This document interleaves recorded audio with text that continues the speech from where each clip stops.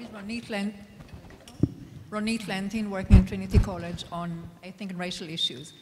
I think it's a brilliant conference. Thank you very much for both very energizing speeches. But I think I have to make a point which maybe kind of destabilizes the coziness of this event before we start our roundtable discussions. Ireland has 10% of people constructed as non-nationals. I don't see 10% people constructed as non-nationals here. And I think it's very important when we talk about issues such as lifelong learning and education that we actually represent those people who are here with us in proportionately and really listen to what Professor Cook spoke about as lived experience of the learner, and Kathleen spoke as destabilizing the neoliberal agenda, because we have to think whose agenda we're actually serving. The people who are here today are representing a certain diversity. I'm asked to kind of chair a table on cultural diversity, integration, interculturalism. Ireland is very diverse in many, many ways, but ethnic diversity, migratory diversity is not represented here. For instance, we have 6,500 people still lingering in direct provision hostels, which I call basically holding camps. Most of them are very highly qualified. They don't need necessarily to be educated to the agenda of the neoliberal state. They need to be able to access educational courses because many people there are not allowed to access either work or education. So I want you to think, when you deliberate about the things, the various issues, because that actually pertains to age, to all the other issues that are being discussed here today. Let us ask ourselves, why do we still continue to speak about them? And why do we not actually ask them to speak about their issues? We have some people in this table who will hopefully able to share their experience, but generally speaking, I don't see them in other tables. It's very important that we remember Ireland is no longer monocultural, they're not all Christian, they're not all from here, and they're not all labor migrant either, because the migration has been seen as serving the Celtic capitalism, which is no longer with us. Okay. Thank you. Thank you, Ronit. Thank you.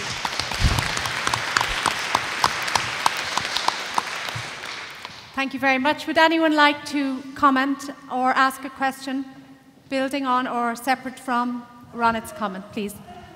Oh, okay. Can we? There's one here and one there. Maybe we'll take you first, and then we'll turn to you. Thank you very much. Hi, I'm Roslyn McDonough, and I wanted to ask Neil, would he comment on your 3 points?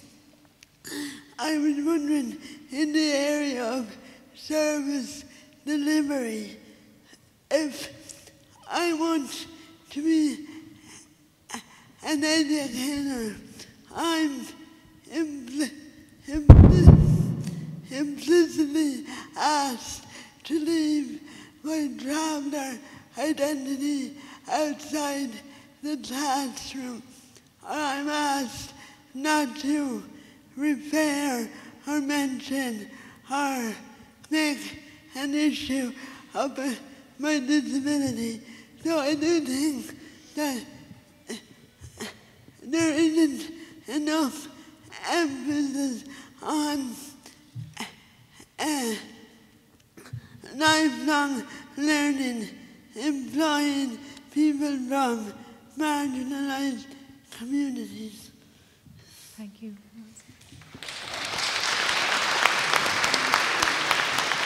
Thank you. Neil, did you want to respond? Or? Well, just to agree.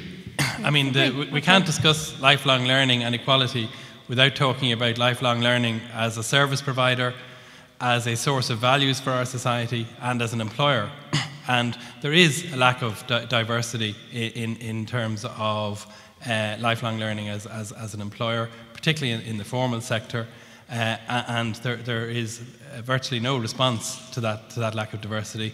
We won't have a lifelong learning system capable of advancing equality without a diversity of pupils, without a diversity of employees, and without that diversity being given full expression. There's absolutely no point having that diversity there if it's then silenced.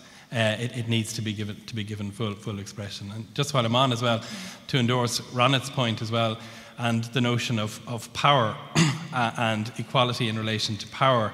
I talked about it in terms of access to decision making. I think what Ronit is raising, I think very validly, is power in relation to access to shaping the thinking that then informs the decision making. It has to be at every level.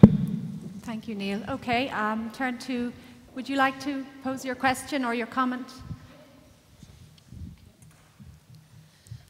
Grace Wills from Clondalkin Centre for the Unemployed, and I'm also a member of the Management Committee of the North Clondalkin Community Development Programme. So I'd just like to congratulate the two previous speakers, Kathleen and Niall, for their input to this conference. And, you know, this lady mentioned about the danger of the cosy conference here. And just in terms of the comments that were made around, you know, I think Niall referred to, you know, the silencing of the community sector. And I think the community sector has become the easy target in terms of the recession. And Niall, you referred to the, you know, being a bit artificial, speaking about, you know, lifelong learning and what we need to do in terms of, you know, upskilling and, you know, ensuring that people have knowledge and skills and so on for the future economy, you know, the needs of the future economy. And I'd just like to remind people that at the moment, there are huge numbers of unemployed people in this country. In Clondalkin, there are 10,000 people signing on the live register. There are around over 2,000 who are under the age of 25. There is 1 in 3 young people, young men in this country unemployed, and we have the second highest youth unemployment in Western Europe.